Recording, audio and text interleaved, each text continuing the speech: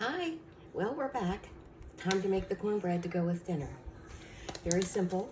Our all-time favorite cornbread, even better than homemade, is Trader Joe's cornbread. It is so good. My family that's here with us prefers it natural. Prefers it natural, and they don't want anything added to it. I like to add jalapenos and cheese and things like that, but we're just doing plain today. Very simple. You simply place the cornbread mix in your pan, and I see that I'm missing my egg. Hold on one second.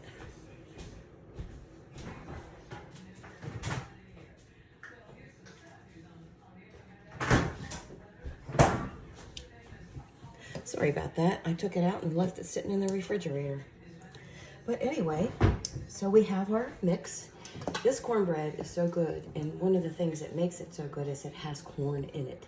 You can see the kernels of corn, and they will get nice and moist as the batter cooks.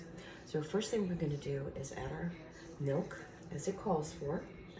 That's 3/4 of a cup of milk, and a 1/2 cup of cooking oil, which we had pre-measured, and 1 egg. You wonder, why didn't I put that egg right in the batter? Well, sometimes you can get a bad egg. And if you look at your egg and you see any red dots, that's blood. That means that egg had been fertilized. It's not a good idea to eat it. So our egg is fine and it's going in. And the next thing we're gonna do is just whisk it a little bit until it's all mixed in. Get that yolk, get everything nice and mixed in.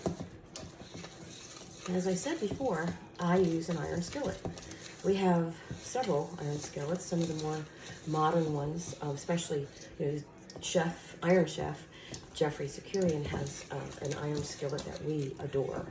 My husband takes it out on the grill, and he does blackened salmon with it, and nothing sticks. It has a new non-stick coating that is state-of-the-art, and it's amazing. So we have several of his, but for this recipe, I'm using my mother's iron skillet.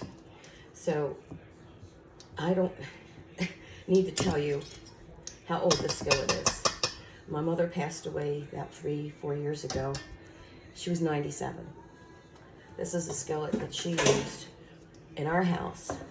She made fried chicken in the skillet. She used Crisco, filled that pan up with the Crisco and melted it. And, I could actually hear the crackling of the fried chicken cooking in this skillet. And she used it for so many other things. I mean, this was the only kind of frying pans that she ever used. She made her bacon in it. This is a beautiful pan. I keep it treated nicely. It's in good shape. So there we go. And it has been treated. So we're gonna simply put our batter into this iron skillet. Use a good spatula so you don't miss anything. You don't want to miss any of that batter. It's one of my husband's pet peeves that when we are watching someone cooking on a cooking show and they leave all this leftover stuff in the bowl. It's like, come on, you got another couple tablespoons, 1/4 cup left in that bowl. Scrape it out. So that's what we did. And I'm going to spread it out evenly, just very gently and evenly. Okay, it makes such a lovely batter.